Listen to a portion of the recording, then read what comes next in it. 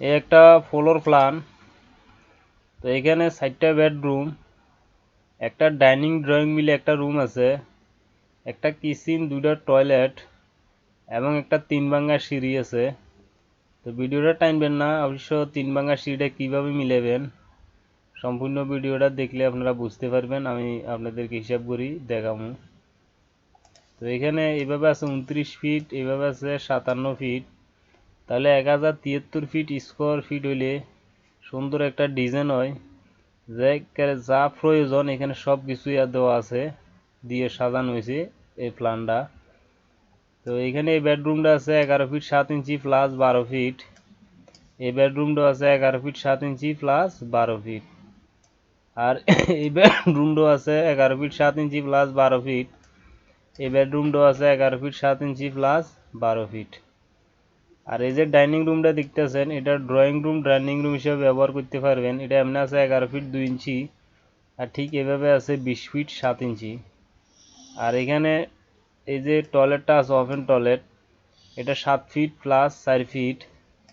আর এই কিচেনটা আছে 7 ফিট প্লাস 6 ফিট 9 ইঞ্চি। আর এই অ্যাটাচ টয়লেটটা আছে 4 ফিট প্লাস 7 ফিট। এখানে 4টা বেডরুম সেম মাপে রাখা হয়েছে। তো এখান থেকে একটা গল্লি আছে ঢুকতে, এই গল্লিটা এভাবে 4 ফিট ক্লিয়ার রাখা হয়েছে। তো আপনারা এই সিঁড়িটা শুধু এতটুক জায়গা ব্যবহার করতে পারবেন না, এখান থেকে এতটুক জায়গা আর এখান থেকে এতটুক জায়গা যেটা সিঁড়ি দিছে। আর এই জায়গাটা তো আস্তে আস্তে সিঁড়ি উপরের দিকে উঠতে আছে, মানে নিচে ভিতরে জায়গা ক্লিয়ার হইতে আছে। তো এখানে সিঁড়িটা ওয়াইড সেলফের ফাঁস থাকবে 3 ফিট 6 ইঞ্চি।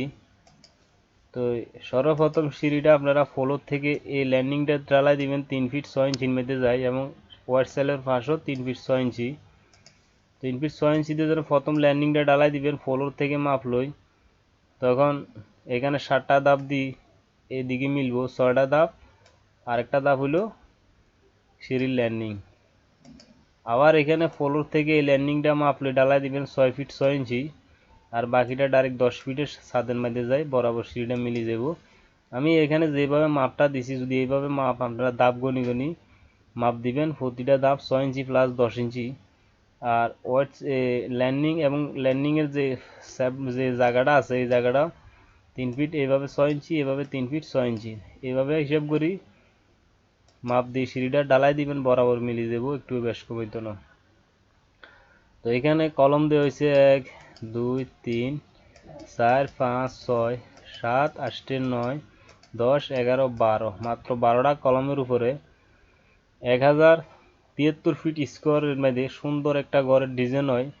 এখানে 4টা বেডরুমের সাথে যাই প্রয়োজন একটা সব কিছু আছে, যেহেতু কোনোটার কমতি নেই, এখানে সব বরাবর দিয়ে ডিজাইনটা বানানো হয়েছে।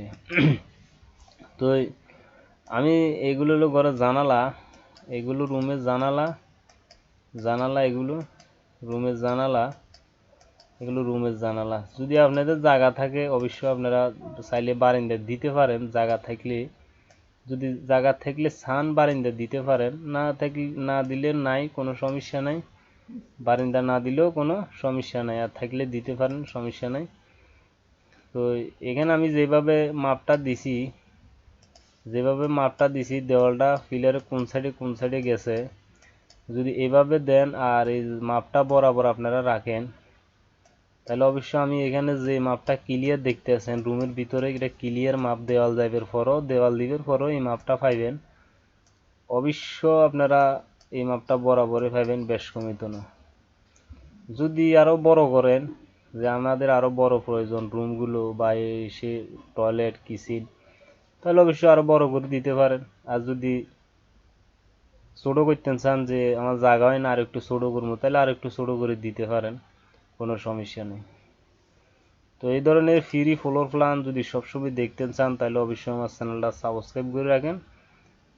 এখন আমার সাথে থাকবেন, চ্যানেলটা সাবস্ক্রাইব করে আমার ভিডিওগুলো বেশি বেশি করে শেয়ার করে দিবেন, এবং ভিডিওতে একটা লাইক দিয়ে দিবেন। তো সবাই